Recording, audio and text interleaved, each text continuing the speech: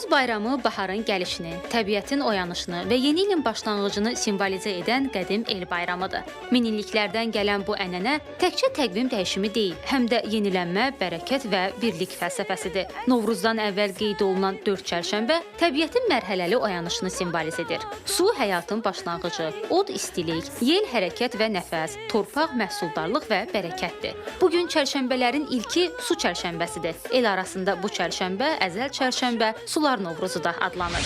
İnanca görə bir qarı günün birində, elə çərşənbə günündə səhəngini götürür, suyun üstünə gedir, çaya gedir. Amma suyun özünün oyanması var. Qarı nə qədər səhəngi suya salırsa, su buna cavab vermir. Kör peşman geri dönür.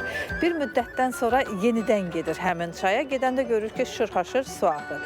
Və bu zaman su sahiblərinə, su yiyələrinə salam verərək səhəngini doldurub evə gətirir. İnanca görə gətirdiyimiz bu ilkin su olaraq biz evimizi, eşiyimizi təmizləyib, arındırıb, paklandırırıq. Və su çiləmə adəti olmuşdu keçmiş zamanda. İnsanlar bir-birinin üstünə çiləyirdilər. Hətta həmin çaydan daş götürürdülər. 40 dənə xırda daşı götürərdilər, bir qabın içinə qoyardılar və bu qırxaçar suyunu əvəz edəcək çilədən çıxma suyu adlanardı.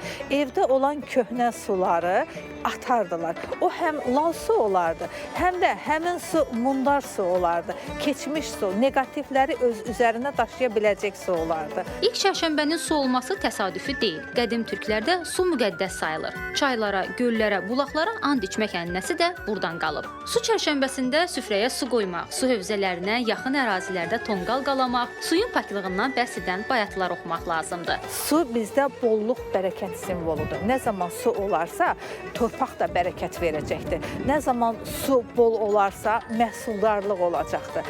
Və bizim keçmiş zamanlardan hətta məhsuldarlıqla məşğul olan insanlarımız həmin sudan, götürdükləri sudan pendir tutmaq üçün maya da edərdilər. Çünki o da bolluq, bərəkət simgəsidir. Bu bayram minilliklərin yaddaşından gələn bir çağırışdır. İnsanı yenilənməyə, köhnəni geridə qoymağa, barışa səsləyən, təbiətlə ahəng içində yaşamağın fəlsəfəsini xatırladan bir bayramdır. Qoy bu yaz hər şey ətrafınızda su kimi aydın, təmiz və axarlı olsun. Su çərşənbəniz mübarək.